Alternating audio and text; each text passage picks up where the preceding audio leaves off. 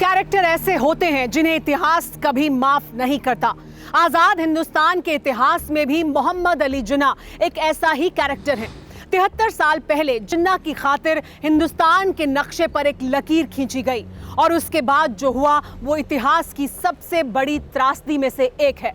उस दौर में पश्चिम में हिंदू कुश से लेकर पूर्व में बर्मा तक अखंड हिंदुस्तान का फैलाव था, लेकिन जिन्ना की महत्वाकांक्षा की वजह से हिंदुस्तान का खंड खंड हो गया।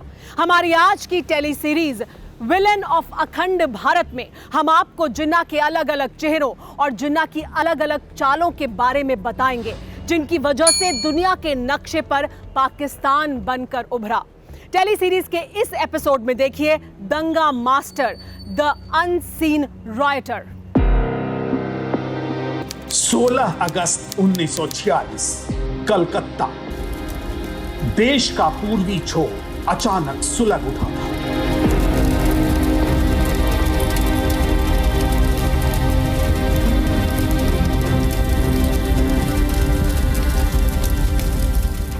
कलकत्ता के व्यस्त बाजार धर्मतल्ला में रेहड़ी लगाने वाला गोपाल और कुली का काम करने वाले जुगल इन लपटों से अनजान थे।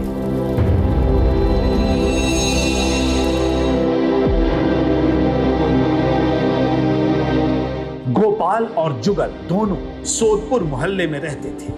17 अगस्त की सुबह हुई।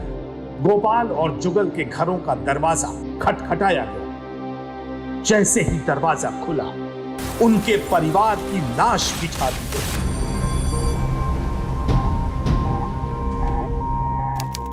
करीब 2 महीने बाद 24 अक्टूबर 1946 मुंगेर, बिहार। नरसंहार की तपिश उन इलाकों तक पहुंच गई जहां के लोग कलकत्ता में मेहनत मजदूरी करते थे। बिहार का छपरा, सीवान, भागलपुर और मुंगेर जल उठे।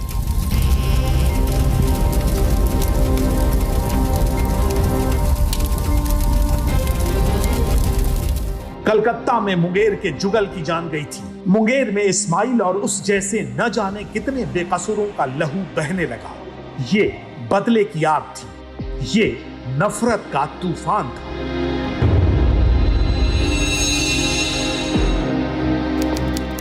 एक महीने बाद नवंबर 1946 गढ़मुक्तेश्वर, उत्तर प्रदेश। हिंदू मुस्लिम दंगों की आग कोलकाता से 1400 किलोमीटर दूर पश्चिमी उत्तर प्रदेश के गढ़मुक्तेश्वर तक पहुंच गई। नवंबर 1946 में हिंदुओं के धार्मिक मेले के दौरान आसपास रहने वाले मुसलमानों को भीड़ ने मार डाला। यह हिंसा उस दौर का क्रूर सत्य थी। एक तरफ देश अंग्रेजी राज से आजाद होने के मुहाने पर था और दूसरी तरफ एक इंसान की जिद देश के कोने कोने में हजारों हजार लाशें बिछाने पर आमादा थी।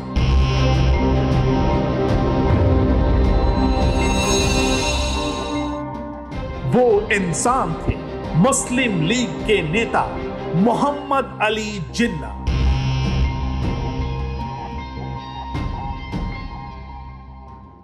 Hindu India and Muslim India must be separated, which I am confident will settle down as friends and neighbors like Canada and United States. One India is impossible realization, but the Muslim will be transferred from the domination of the British to the caste Hindu rule. 16 August 1946 direct action day.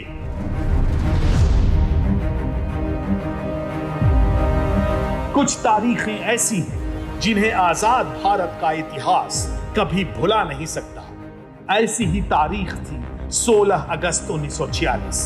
इस तारीख ने हिंदुस्तान के बंटवारे पर मुहर लगा दी। 16 अगस्त 1946 को मुस्लिम league ने डायरेक्ट एक्शन डे मनाया। उस समय बंगाल में मुस्लिम लीग की सरकार थी।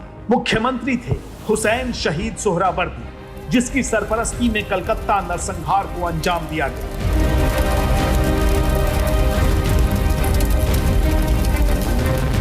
10,000 से ज्यादा हिंदू मौत के घाट उतार दिए गए।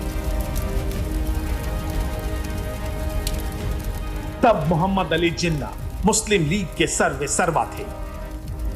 जिन्ना ये ठान चुके थे कि किसी भी कीमत पर हिंदुस्तान का बंटवारा होकर रहेगा। मुसलमानों के लिए अलग पाकिस्तान बनेगा। शहर शहर मौत का तमाशा करने के लिए भी जिन्ना बिल्कुल रेडी थे। इतिहास के इस मोड़ पर कांग्रेस स्तब्ध थी और महात्मा गांधी असहाय। अंग्रेजी हुकूमत की बिसात पर जिन्ना धर्म के मोहरे की चाल चल रहे थे। 1946 का अगस्त महीना आते आते अंग्रेजों से लड़ने वाले हिंदू और मुसलमान आपस में ही लड़ने लगे थे।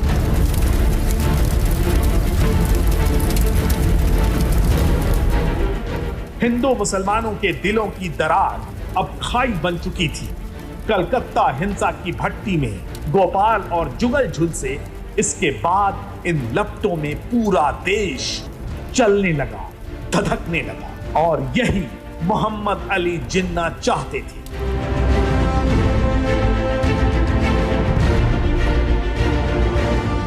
यही हिंसा हिंदुस्तान के बंटवारे और पाकिस्तान के निर्माण का रास्ता था। इसी हिंसा की बुनियाद पर जिन्ना ने पाकिस्तान को हासिल किया था।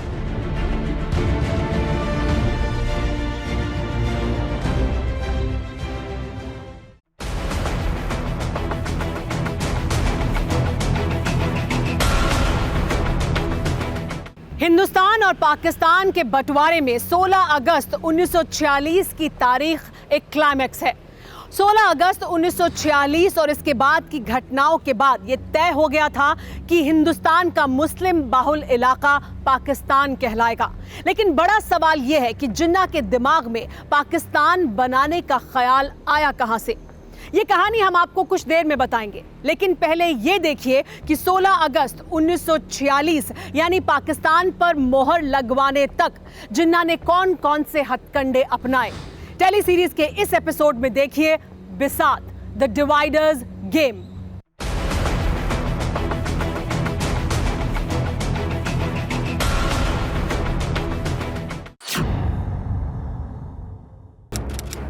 दो जून 1947, नॉर्थ कोर्ट, नई दिल्ली। 2 जून 1947 को जब मीटिंग के बाद जिन्ना उठे तो मेज पर सादा कागज छोड़ गए। उस कागज पर रॉकेट, टेनिस रैकेट, उड़ते हुए गुब्बारों की तस्वीर के साथ बड़ा बड़ा लिखा था गवर्नर जनरल। मतलब साफ था, जिन्ना को गवर्नर जनरल बनना था। भारत का नहीं बल्कि पाकिस्तान का गवर्नर जनरल बनना था। जिस मीटिंग के बाद जिन्ना मेज पर सादा कागज छोड़ गए थे उसे लॉर्ड माउंटबेटन ने बुलाई थी। बैठक में माउंटबेटन के साथ कांग्रेस और मुस्लिम लीग के प्रतिनिधि के तौर पर मोहम्मद अली जिन्ना मौजूद थे। जाहिर था 2 जून 1947 की तारीख तक जिन्ना अपने भावी पदनाम के बारे में सोच चुके थे। जिन्ना को बखूबी पता था कि उन्हें गवर्नर जनरल का पद हिंदुस्तान में नहीं मिल सकता। इसलिए इस कुर्सी पर पहुंचने के लिए जिन्ना पाकिस्तान बनाने की खूनी जिद पाल चुके थे। ये जिद 1937 के प्रांतीय चुनावों में मुस्लिम लीग की करारी हार के बाद बढ़ती गई और इसके लिए एक और तारीख बहुत अहम साबित हुई।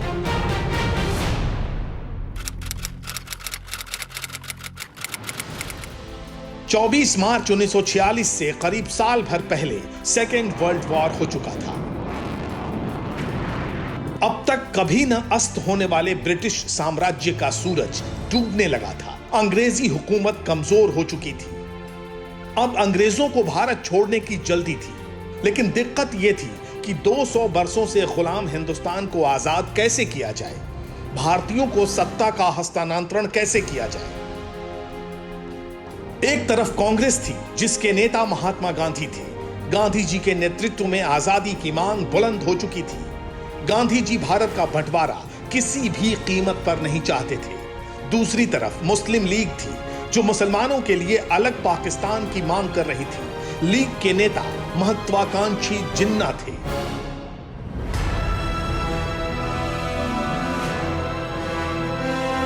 भारतीयों को सत्ता सौंपने के उद्देश्य से 24 मार्च 1946 को ब्रिटिश सरकार ने कैबिनेट मिशन को दिल्ली भेजा।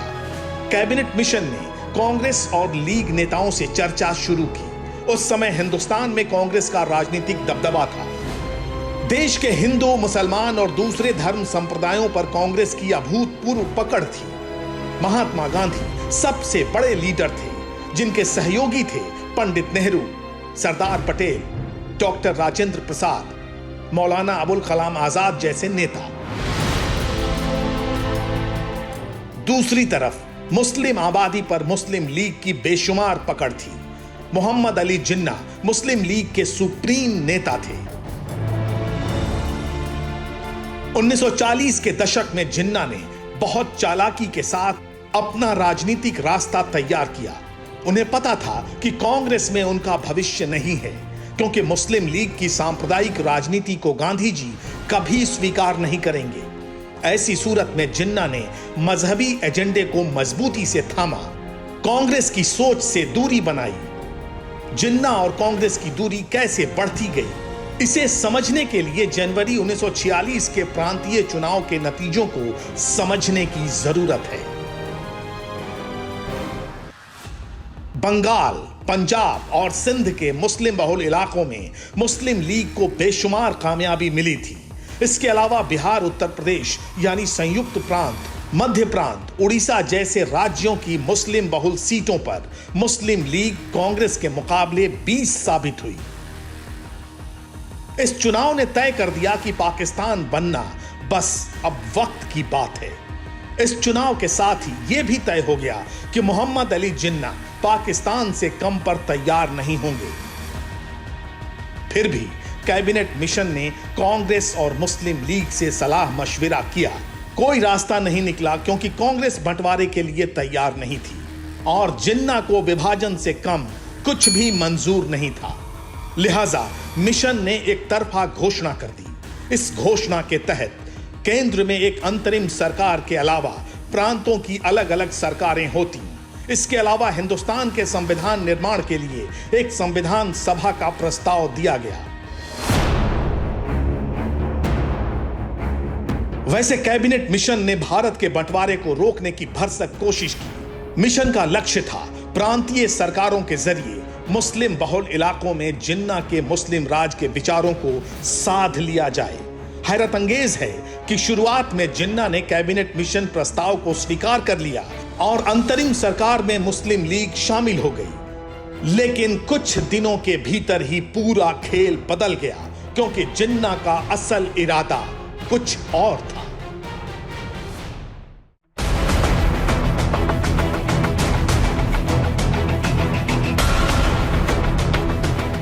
जिन्ना को हर कीमत पर पाकिस्तान बनाना था और जिन्ना ने पाकिस्तान बनाया। लेकिन जिन्ना के मन में यह ख्याल कहां से आया कि उन्हें पाकिस्तान बनाना चाहिए? वो क्या परिस्थितियां थी जिसकी वजह से जिन्ना ने यह सोचा कि मुसलमानों के लिए हिंदुस्तान से अलग एक देश होना चाहिए? ये समझने के लिए हमें इतिहास के कुछ पन्ने पलटने पड़ेंगे। जिन्ना के व्यक्तित्व को और उनकी राजनीतिक महत्वाकांक्षा को एक साथ समझना पड़ेगा। टेली सीरीज के इस एपिसोड में देखिए जहर, द फर्स्ट बाइट।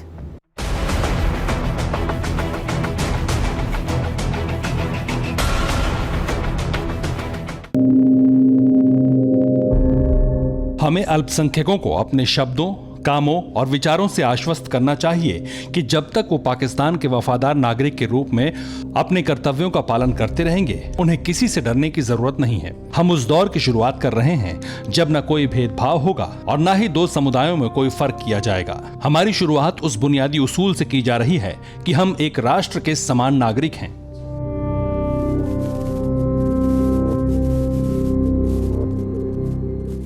ये आजादी से 4 दिन पहले 11 अगस्त 1947 को पाकिस्तान की संविधान सभा में जिन्ना के ऐतिहासिक भाषण का हिस्सा है। अब तक जिन्ना अपनी राजनीतिक महत्वाकांक्षा की मीनार पर सवार हो चुके थे। पाकिस्तान का गवर्नर जनरल यानी कायदे आजम की कुर्सी उनका इंतजार कर रही थी। वो मजहब के आधार पर अखंड भारत को खंड खंड कर चुके थे। इसके बावजूद जिन्ना पाकिस्तान की संविधान सभा को धर्मनिरपेक्षता की घुट्टी पिला रहे थे। आजाद पाकिस्तान में मुसलमानों, हिंदुओं, सिखों को एक साथ रहने की नसीहत दे रहे थे। लेकिन यह भाषण देते हुए जिन्ना भूल गए कि पाकिस्तान की संविधान सभा में बैठे लोगों को धर्मनिरपेक्षता से कोई लेना देना नहीं है। उन लोगों को धर्मनिरपेक्ष के बजाय मजहबी पाकिस्तान बनाना है, क्योंकि तारीख गवाह है कि मुस्लिम लीग की स्थापना धार्मिक कट्टरता की बुनियाद पर हुई थी।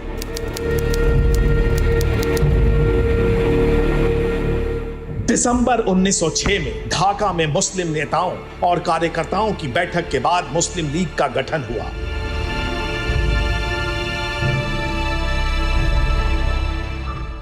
शुरुआत में अंग्रेजी हुकूमत ने मुस्लिम लीग का इस्तेमाल फूट डालो राज करो की नीति के तहत किया। इसके तहत 1909 में मुसलमानों के लिए अलग निर्वाचन क्षेत्र की घोषणा हुई। ये वो दौर था जब जिन्ना कांग्रेस के साथ थे। वो मुस्लिम लीग से भी जुड़े थे। वो एक ऐसे मुस्लिम थे जिन्होंने इंग्लैंड में बैरिस्ट्री की पढ़ाई की थी। वो अंग्रेजों की तरह रहते थे, खूब शान शौकत से जिंदगी गुजारते थे। वो सिगार पीते थे और मॉडर्न ख्यालात रखते थे। जिन्ना बेहद लिबरल माने जाते थे। कट्टरता जिन्ना से उस वक्त कोसों दूर थी। कांग्रेस के कई नेताओं जैसे लाला लाजपत राय और गांधी जी के राजनीतिक गुरु गोपाल कृष्ण गोखले के साथ उनके अच्छे रिश्ते थे। वो जिन्ना ही थे जिन्होंने मुस्लिम लीग का अध्यक्ष रहते हुए 1916 में लखनऊ में कांग्रेस लीग का समझौता करवाया था। लेकिन जैसे जैसे कांग्रेस में महात्मा गांधी का कद बढ़ता गया, जिन्ना कांग्रेस से दूर होते गए। 1920 में गांधी जी ने असहयोग आंदोलन चलाया। गांधी जी ने मुस्लिम लीग के खिलाफत आंदोलन का समर्थन किया। जिन्ना खिलाफत के भी विरोधी थे और महात्मा गांधी के असहयोग आंदोलन के भी। इसके बाद के बरसों में जिन्ना सक्रिय राजनीति से दूर हो गए और फिर 1930 के दशक में बैरिस्ट्री पर फोकस करने लगे। वो इंग्लैंड चले गए। अब तक जिन्ना के मन में भारतीय मुसलमानों के लिए अलग देश के सपने ने आकार नहीं लिया था। लेकिन इसी बीच एक चुनाव के नतीजों ने जिन्ना के इरादे को बदल दिया। 1935 के एक्ट के प्रावधानों के बाद प्रांतीय चुनाव हुए। मुस्लिम बहुल इलाकों में भी कांग्रेस को भारी जीत मिली। मुस्लिम लीग मिट्टी में मिल गई। लीग का हश्र जिन्ना की आंखों के सामने था। 1934 में ही जिन्ना इंग्लैंड से लौट चुके थे और राजनीतिक तौर पर कम सक्रिय थे। प्रांतीय चुनाव के नतीजों के बाद जिन्ना मुस्लिम लीग को अपने पांव पर खड़ा करने की कोशिश में जुट गए। पाकिस्तान के पहले प्रधानमंत्री रहे लियाकत अली खान ने जिन्ना को मुस्लिम लीग का नेतृत्व करने के लिए तैयार किया। अब जरा इन दो तस्वीरों को देखिए। मुस्लिम लीग, जिन्ना और पाकिस्तान की पूरी कल्पना की असलियत आपको समझ में आ जाएगी। 1937 के चुनाव में मुस्लिम लीग को किसी प्रांत में कोई कामयाबी नहीं मिली। मुस्लिमों के लिए आरक्षित 482 सीटों में से सिर्फ 109 सीट ही लीग जीत पाई। लेकिन अगले 9 वर्षों में यह लीग जिन्ना के नेतृत्व में लंबा सफर तय करती है। मुस्लिम बहुल पंजाब, सिंध और बंगाल में शानदार कामयाबी हासिल करती है और आने वाले वर्षों में अखंड भारत के यही तीनों हिस्से पाकिस्तान की शक्ल ले लेते हैं। इन तस्वीरों से साफ है कि 1937 से 1946 के बीच मुस्लिम लीग की सांप्रदायिक राजनीति की फसल लहलहाने लगी थी। लेकिन अब भी बुनियादी सवाल था कि जिन्ना ने ऐसा क्या किया जिससे पाकिस्तान का निर्माण पक्का हो गया। इसे समझने के लिए 1937 के प्रांतीय चुनाव नतीजों के बाद मुस्लिम लीग के इरादों और जिन्ना की पाकिस्तान वाली सोच को बारीकी से समझना पड़ेगा। 1940 में लाहौर में मुस्लिम लीग का अधिवेशन हुआ। इस अधिवेशन में सारे जहां से अच्छा हिंदुस्तान हमारा गीत लिखने वाले मोहम्मद इकबाल ने मुस्लिम बहुल इलाकों के लिए स्वायत्तता की बात की। अब ये स्वायत्तता कैसी थी, इसे लेकर इतिहासकारों में बहुत मतभेद है। लेकिन इसी लाहौर अधिवेशन में रहमत अली ने अलग देश पाकिस्तान का विचार पहली बार पेश कर दिया। दिलचस्प है कि 1934 में इंग्लैंड में पढ़ाई करते वक्त रहमत अली मोहम्मद अली जिन्ना से मिले थे। तब भी रहमत अली ने पाकिस्तान के विचार को जिन्ना के सामने रखा था। तब जिन्ना ने अंग्रेजी में रहमत अली को झिड़कते हुए कहा था, नौजवान लड़के, जरा हवा में कम उड़ने की कोशिश करो, पानी को बहने दो, वो अपनी मंजिल खुद ब खुद हासिल कर लेगा। लेकिन वही जिन्ना बंबई के अपने मालाबार हिल्स के आलीशान बंगले में बैठकर गवर्नर जनरल बनने का रास्ता तलाशने लगे। आज मुंबई का वही जिन्ना हाउस पाकिस्तान के आकार लेने का सबसे बड़ा स्थापत्य है।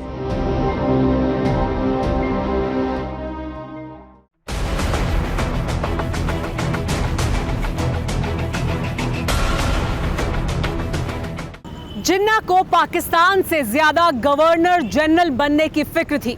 वो एक मास लीडर नहीं थे। उन्होंने ना लंबा संघर्ष किया और ना कठिन तपस्या की। जिन्ना ने कांग्रेस के नेताओं की तरह यातनाएं भी नहीं सही। उन्हें पॉपुलैरिटी से ज्यादा पावर हासिल करने की फिक्र थी। साफ साफ शब्दों में कहें तो कांग्रेस में जब जिन्ना की दाल नहीं गली तो उन्होंने मजहबी कट्टरता का रास्ता पकड़ लिया। और फिर जिन्ना इस हद तक गए कि 20वीं सदी की सबसे बड़ी त्रासदी हिंदुस्तान पाकिस्तान के बंटवारे के रास्ते से होते हुए वो कुर्सी पर जाकर काबिज हो गए कायदे आजम की। हमारी टेली सीरीज के इस एपिसोड में देखिए आजम बाय हुक और बाय क्रुक।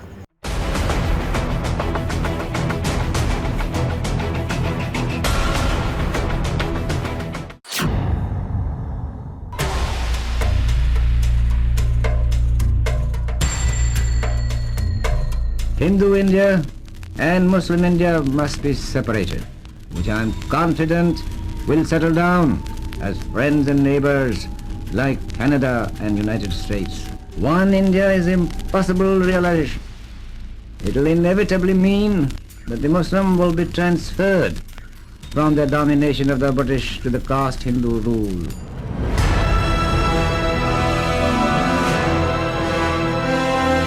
जिन्ना की स्पष्ट राजनीतिक विचारधारा थी। भारत में हिंदू और मुसलमान साथ नहीं रह सकते। जिन्ना साफ तौर पर मानते थे कि भारत में मुसलमान अल्पसंख्यक बनकर नहीं रह सकते। इसलिए जिन्ना की सोच थी कि मुसलमानों के लिए भारत में अलग मुल्क होना चाहिए। यही विचार पाकिस्तान निर्माण का आधार था और इसके अंजाम की तस्वीर इतिहास की सबसे भीषण त्रासदी में शुमार है।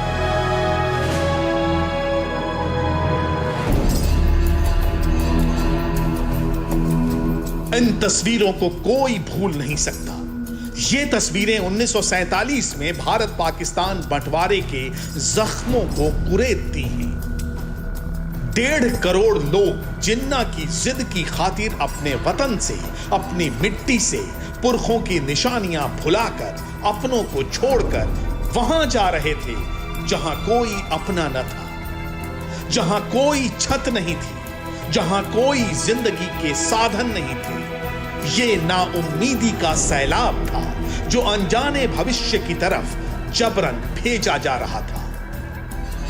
ये नाउम्मीदी का सैलाब था जो अनजाने भविष्य की तरफ धकेला जा रहा था और इसका कसूरवार सिर्फ और सिर्फ जिन्ना की जिद थी।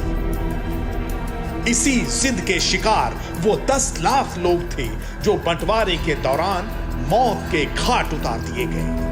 बंटवारे की इसी पृष्ठभूमि के बीच 7 अगस्त 1947 को जिन्ना पाकिस्तान पहुंचे।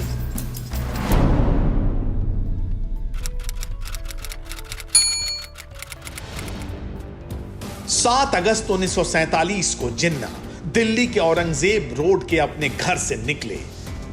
एयरपोर्ट पर माउंटबेटन की डकोटा प्लेन जिन्ना का इंतजार कर रही थी। विमान का दरवाजा बंद होने से पहले आखिरी बार जिन्ना ने भारत की धरती को देखा। विमान कराची के लिए उड़ा और उसके बाद जिन्ना कभी हिंदुस्तान लौटकर नहीं आए। अगले दिन संविधान सभा में सरदार पटेल ने कहा, भारत के शरीर से जहर निकल गया। अब हम एक हैं और हमारा बंटवारा नहीं हो सकता। आप नदी या समुद्र के पानी को अलग नहीं कर सकते। सरदार पटेल ने जिन्ना को हिंदुस्तान के लिए जहर क्यों कहा, इसका मर्म समझने के लिए कैलेंडर के पन्नों को पलटना होगा। जिन्ना के पाकिस्तान जाने से 4 महीने पहले यानी अप्रैल 1947 को लॉर्ड माउंटबेटन ने ब्रिटिश प्रधानमंत्री को एक टेलीग्राम भेजा। माउंटबेटन ने लिखा, मैं मानता हूं कि जिन्ना मनोविकार के शिकार हैं। जिस व्यक्ति के पास कोई प्रशासनिक अनुभव नहीं है, वो कैसे एक देश की इतनी बड़ी जिम्मेदारी उठा सकता है। माउंटबेटन ने कई दफा जिन्ना से मिलकर भारत का बंटवारा रोकने की कोशिश की, लेकिन महत्वाकांक्षा की अट्टालिका पर विराजमान जिन्ना कभी तैयार नहीं हुए। माउंटबेटन ने यह भी चाहा कि जिन्ना पाकिस्तान के प्रधानमंत्री बने, लेकिन जिन्ना ने इस प्रस्ताव को भी खारिज कर दिया। दरअसल जिन्ना जिम्मेदारी उठाने से कतराने वाले और सिर्फ गवर्नर जनरल जैसी ठाट बाट के लिए अलग देश बनवाने पर आमादा थे। मुसलमानों के लिए मरसिया पढ़ना और लड़ना भी जिन्ना का एक ढोंग था। जिन्ना तो ऐसे मुसलमान थे जिन्होंने न कभी नमाज पढ़ी, न कभी कुरान की सीख से सरोकार रखा। मुस्लिम लीग से उनका जुड़ाव भी सिर्फ राजनीतिक था, न कि धार्मिक। जिन्ना तो वो थे जिन्होंने मजहब के आधार पर पाकिस्तान बनवाने के बावजूद मजहब के अंधभक्तों को धर्मनिरपेक्षता का लंबा लेक्चर दिया। आप आजाद हैं, आजाद रहें। आप लोग इस मुल्क पाकिस्तान में अपनी अपनी इबादतगाहों, मस्जिदों या मंदिरों में जाने के लिए। आपका मजहब क्या है, जात क्या है, कौम क्या है, इसका हुकूमत के मामलात से कोई ताल्लुक नहीं। चौंकाने वाली बात यह है कि जिन्ना ने इधर धर्मनिरपेक्षता पर लेक्चर दिया और उधर कराची की प्रेस को कायदे आजम के भाषण को प्रकाशित करने से रोक दिया गया। बाद में पाकिस्तान के सरकारी प्रकाशनों से भी जिन्ना का भाषण गायब कर दिया गया। जनरल जियाउल हक के जमाने में तो इतिहासकार यहां तक कहने लगे थे कि संविधान सभा में जिन्ना ने उस समय भाषण दिया जब उनकी मानसिक हालत ठीक नहीं थी। ये पाकिस्तान बनाने वाले उस जिन्ना की पाकिस्तान में हालत थी जहां की सरकार और इतिहासकार अपने कायदे आजम को पागल करार दे रहे थे।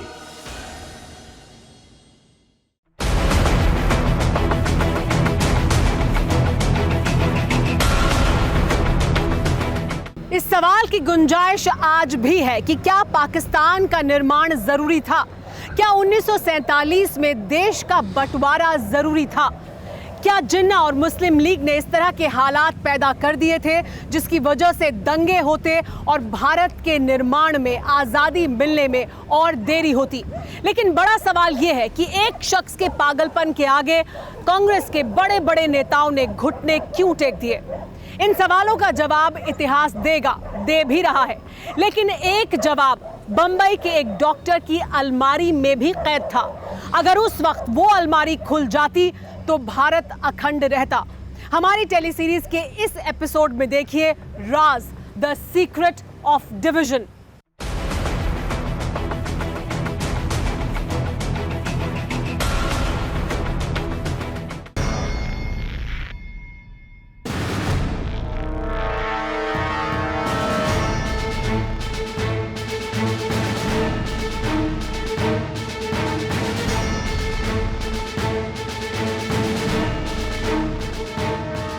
धुआं और जिन्ना का अटूट रिश्ता था। गवर्नमेंट मीटिंग में, गवर्नर के प्राइवेट डिनर पर, सार्वजनिक सभाओं में जिन्ना का धुएं से रिश्ता बदस्तूर जारी रहता। सिगार जिन्ना की शान थी, क्रेवन ए सिगरेट जिन्ना की लत थी।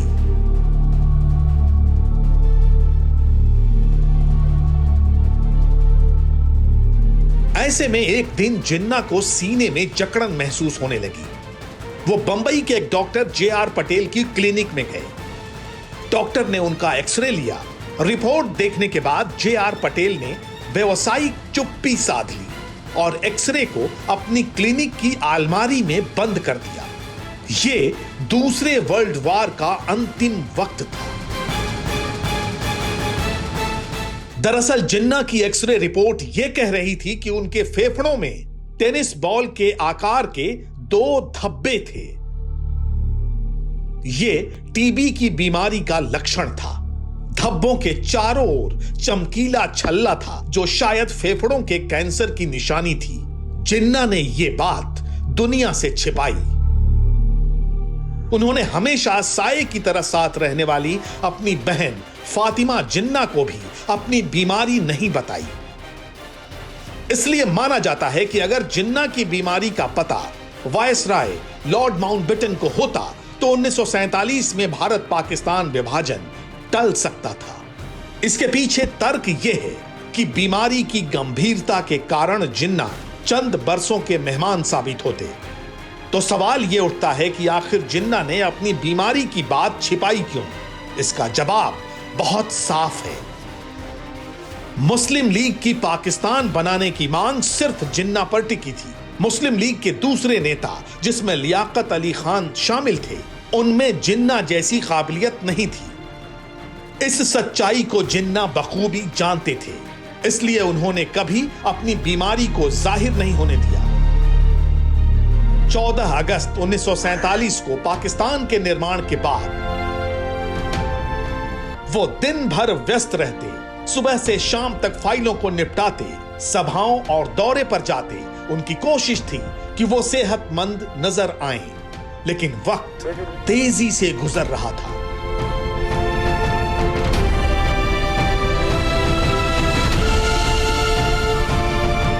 पाकिस्तान बनने के सिर्फ 10 महीने बाद जिन्ना बीमार पड़े। जून 1948 क्वेटा बलूचिस्तान। स्वास्थ्य लाभ के लिए जिन्ना को क्वेटा ले जाया गया। साथ में उनकी बहन फातिमा थी। तबीयत में कोई सुधार नहीं हुआ। भूख खत्म हो गई। 6 फीट से ज्यादा लंबे जिन्ना का वजन 45 किलो रह गया। अगले महीने जिन्ना को क्वेटा से भी ऊंची जगह जियारत ले जाया गया। उनकी तबीयत दिनों दिन बिगड़ती गई। आखिरकार खास डॉक्टरों ने आकर जिन्ना का टेस्ट किया। फिर से उनका एक्सरे हुआ। जिन्ना की एक्सरे रिपोर्ट के मुताबिक उन्हें टीबी और फेफड़े का कैंसर था। पहली बार बहन फातिमा को पता चला कि जिन्ना को टीबी और कैंसर दोनों है। उन्होंने इस गंभीर बीमारी के बारे में जिन्ना से पूछा। जिन्ना ने सिर्फ इतना ही कहा, फाती, ये बात तो मुझे 12 साल से पता है। इसका मतलब हुआ कि इंग्लैंड में बैरिस्ट्री करते समय ही जिन्ना को फेफड़े में टीबी के बारे में पता चल गया था। बावजूद इसके वो खूब सिगार और सिगरेट पीते थे। अपनी बीमारी के दिनों में ही उन्होंने 1940 के बाद अलग पाकिस्तान का सपना देखा था। जिन्ना जानते थे कि वो ज्यादा दिन जिंदा रहने वाले नहीं हैं। शायद यही वजह थी कि शुरुआती दिनों में हिंदू मुसलमान की एकता की वकालत करने लगे। घोर लिबरल और प्योर सेकुलर। कट्टरपंथी मौलाना मौलवियों को झिड़क देने वाले जिन्ना ने सिर्फ गवर्नर जनरल बनने की चाहत में मजहब के नाम पर हिंदुस्तान के टुकड़े करवाकर पाकिस्तान बनवा दिया।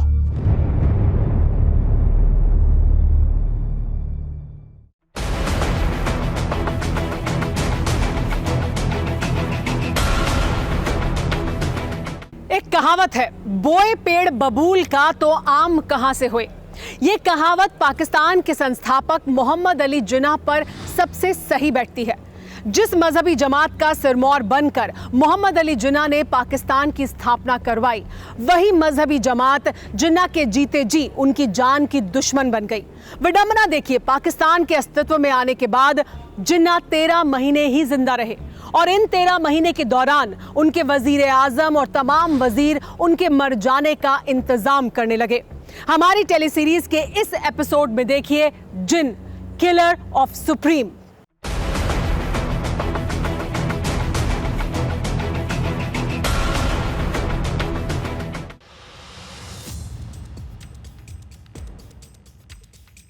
लियाकत अली खान पाकिस्तान के पहले वजीर आजम यानी प्रधानमंत्री थे। इनका ताल्लुक हरियाणा के करनाल के नवाब खानदान से था। इन्होंने इंग्लैंड के ऑक्सफोर्ड यूनिवर्सिटी से पढ़ाई की थी। लियाकत अली खान मुस्लिम लीग के बड़े नेता थे। उनकी कोशिशों के बाद ही 1934 में भारत लौटने के बाद जिन्ना मुस्लिम लीग में एक्टिव हुए थे। कहते तो यहां तक हैं कि जिन्ना के इंग्लैंड से भारत लौटने के पीछे लियाकत अली खान और उनकी बेगम का सबसे अहम रोल था। लेकिन जब 1947 में पाकिस्तान बना तो कायदे आजम जिन्ना और प्रधानमंत्री लियाकत अली खान के ताल्लुकात सामान्य नहीं रहे। लियाकत अली को न तो जिन्ना की लिबरल और सेकुलर फिलॉसफी से राबता था और न उनके तौर तरीकों से कोई मतलब। ऐसे में जब जिन्ना बीमार पड़े और जियारत में आराम करने गए तो लियाकत अली पीछे पीछे पहुंच गए। अपने प्रधानमंत्री के आने के बावजूद जिन्ना ने उन्हें घंटों इंतजार करवाया। जियारत में जब जिन्ना लियाकत की 40 मिनट की मुलाकात खत्म हुई तो उनकी बहन फातिमा ने जिन्ना से पूछा, लियाकत क्यों आए थे?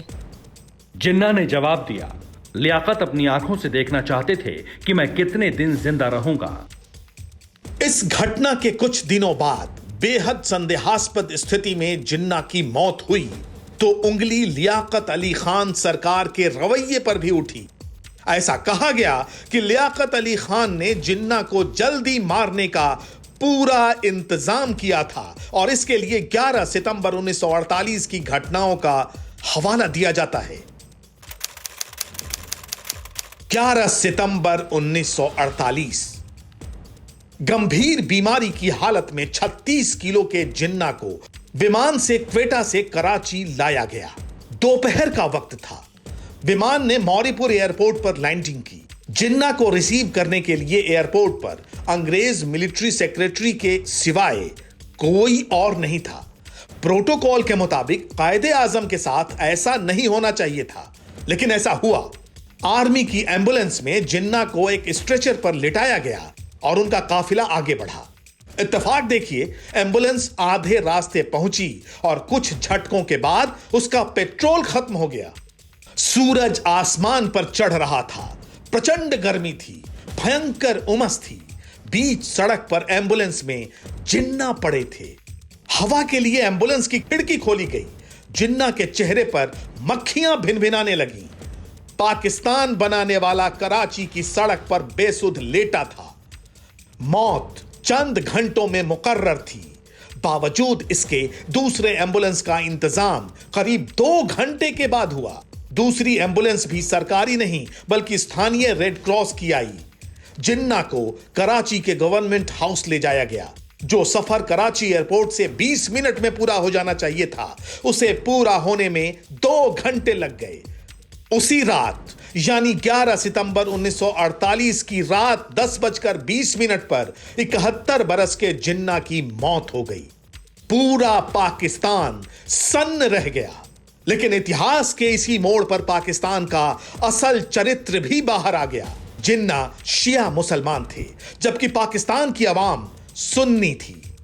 लिहाजा आवाम को धोखा देने के लिए जिन्ना का 2 बार अंतिम संस्कार हुआ। कराची के गवर्नमेंट हाउस के पर्दों के पीछे जिन्ना का शिया रीति रिवाजों के साथ अंतिम संस्कार हुआ। वहीं जब सड़क पर जिन्ना का जनाजा निकला तो उन्हें सुन्नी रिवाजों के मुताबिक सुपुर्दे खाक किया गया।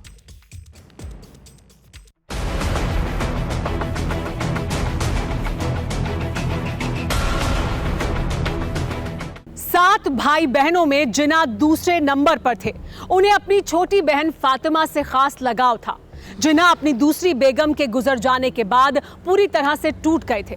तब फातिमा ने अपना डॉक्टरी पेशा छोड़ा और जिन्ना के पास चली आईं। वो जिन्ना के साथ रहने लगी। फातिमा ने जिन्ना का पाकिस्तान के लिए जुनून देखा, जिन्ना की जिद देखी। फातिमा ने जिन्ना को पाकिस्तान का कायदे आजम बनते देखा और फिर साजिशों के तहत मरते भी देखा। इसीलिए फातिमा जिन्ना एक ऐसी शख्सियत हैं जिनके जरिए जिन्ना और पाकिस्तान के चरित्र का सबसे अच्छा चित्रण हो सकता है। हमारी टेलीसीरीज के इस एपिसोड में देखिए फातिमा द लास्ट कॉन्फिडेंट।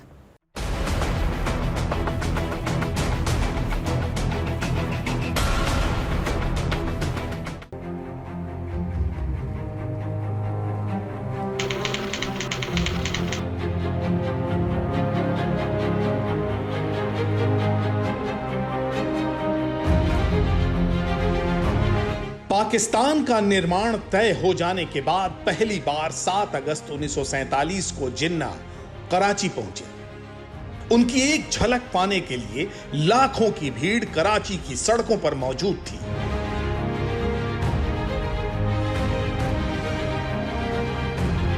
उसी शाम कराची क्लब में जिन्ना के सम्मान में एक डिनर रखा गया। कराची क्लब में उनकी बहन फातिमा जिन्ना भी मेहमान थी। जिन्ना ने डिनर के दौरान कहा, मिस फातिमा जिन्ना मेरी प्रेरणा और सबसे बड़ी सहयोगी हैं।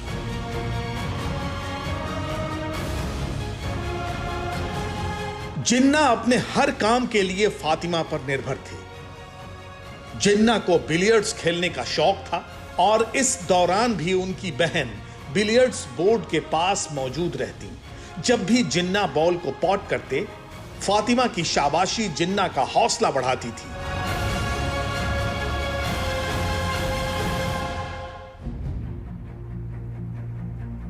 बीमारी के वक्त भी वो साए की तरह जिन्ना के साथ मौजूद रहीं।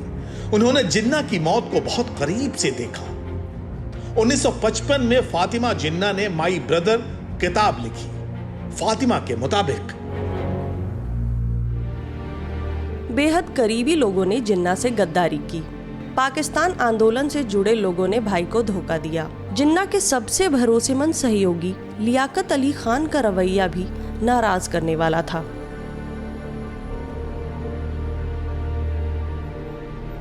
माई ब्रदर किताब में फातिमा ने लिखा कि जिस तरह 11 सितंबर 1948 के दिन कराची एयरपोर्ट से जिन्ना को एम्बुलेंस में गवर्नर जनरल रेजिडेंस तक ले जाया गया, वो उनका अपमान था।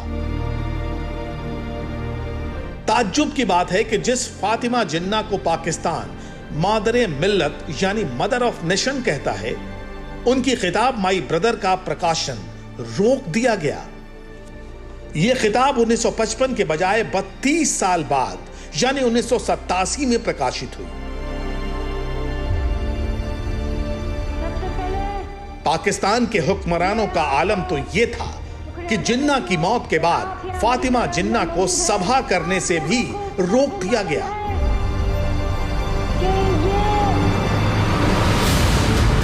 तीन साल बाद उन्हें रेडियो पर राष्ट्र को संबोधित करने का मौका दिया गया, लेकिन जैसे ही उन्होंने एम्बुलेंस वाली घटना पर बोलना शुरू किया, आवाज बंद कर दी गई। जिन्ना की मौत के बाद फातिमा जिन्ना न तो मादरे मिल्लत रही और न ही कोई हस्ती।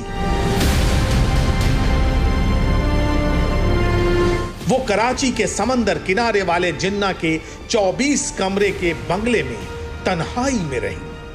गुमनामी में करीब 1.5 दशक गुजारने के बाद फातिमा जिन्ना राजनीति के अखाड़े में उतरी। 1965 के चुनाव में 71 साल की उम्र में फातिमा जिन्ना ने जनरल अयूब खान के खिलाफ मोर्चा खोला। अयूब खान ने पलटवार करते हुए फातिमा जिन्ना की निजी जिंदगी पर कीचड़ उछाला।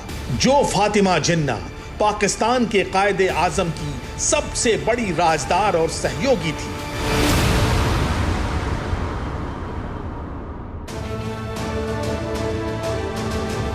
उनके अब तक अविवाहित रहने पर सवाल उठाया।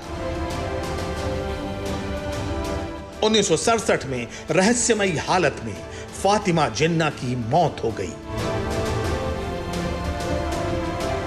पाकिस्तानी मीडिया के मुताबिक फातिमा जिन्ना की मौत दिल का दौरा पड़ने से हुई, लेकिन वेस्टर्न मीडिया रिपोर्ट्स के मुताबिक फातिमा जिन्ना को उन लोगों ने मौत के घाट उतारा था जिन्होंने पाकिस्तान के पहले प्रधानमंत्री लियाकत अली खान की हत्या की थी। इस तरह फातिमा के मौत के साथ मोहम्मद अली जिन्ना का चैप्टर पाकिस्तान में क्लोज हो गया।